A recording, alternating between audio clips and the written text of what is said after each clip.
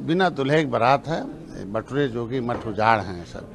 और दल तो दिखते थे लेकिन दिल एक साथ नहीं था। पहले भी मैंने बताया कि सब एक दूसरे के खून के प्यासे हैं और क्षेत्र में आपस में लड़के और कांग्रेस के गलत नीतियों से उत्पन्न इन पार्टियां हैं।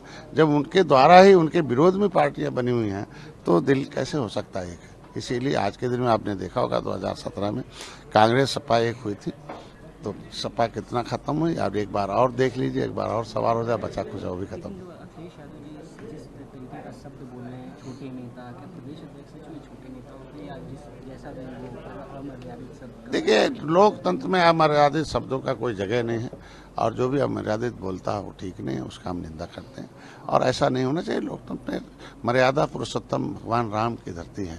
भारतीय संस्कृति मर्यादा सिखाती है तो हमें हमेशा मर्यादित रहना भी चाहिए और संयमित रहना चाहिए और भाषा पर भी मर्यादित। तेलंगाना में भी एक विवाद चल रहा है। बीआरएस जो पार्टी है वो लगातार कह रही है कि इंदिरा गांधी जी ने 370 लोगों पे फायरिंग कराया था और तेलंगाना राज्य अलग करने को लेकर ये ऐसा सब इशू हुआ था। आज राहुल गांधी क्या बात कर रहे हैं कि सोनिया गांधी जी ने तेलंगाना के लिए कुछ चुनाव भी। मैंने तो आपको बता दिया ना कि पर्दे के पीछे और पर्दे के आगे कांग्रेस के दो तरह के काम थे। पर्दे के आगे दिखाने वाले थे, पर्दे के पीछे कुछ और करने वाले थे। हम तो पीड़ित हैं ना, हम अपनी बात खुद कह दें कि पर्दे के पीछे कांग्रेस के समय हमारी खुद के आरक्षण की फाइल गायब कराई हो।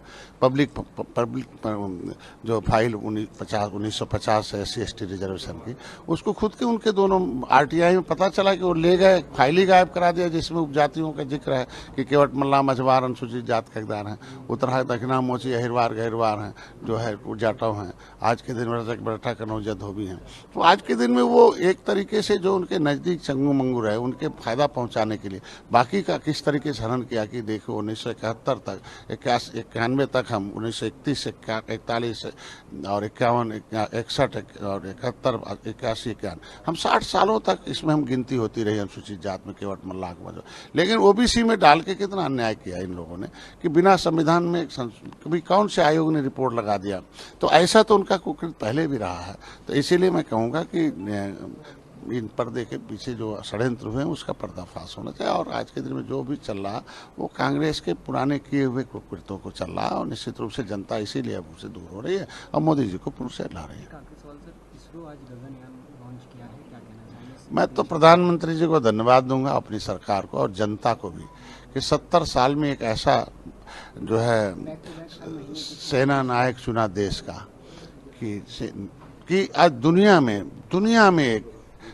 में एक पहचान है। हम लोग सुनते थे कि जापान ने किया, अमेरिका ये किया, वो किया। आज दुनिया के लोग देख रहे हैं भारत में किया है। आज हम लोग विज्ञान के छात्र हैं, स्कॉलर स्टूडेंट हैं, तो हम लोग तो मानेंगे हम लोगों के सपने को। जितने भी विज्ञान पढ़ने वाले लोग हैं, जो इतने भी वैज्ञानिक है, देश की जनता जो सपना देखती थी उसे साकार करने का काम मोदी कर रहे हैं। इसलिए इस तरह के काम को मैं बधाई देता हूँ, धन्यवाद देता हूँ मोदी जी।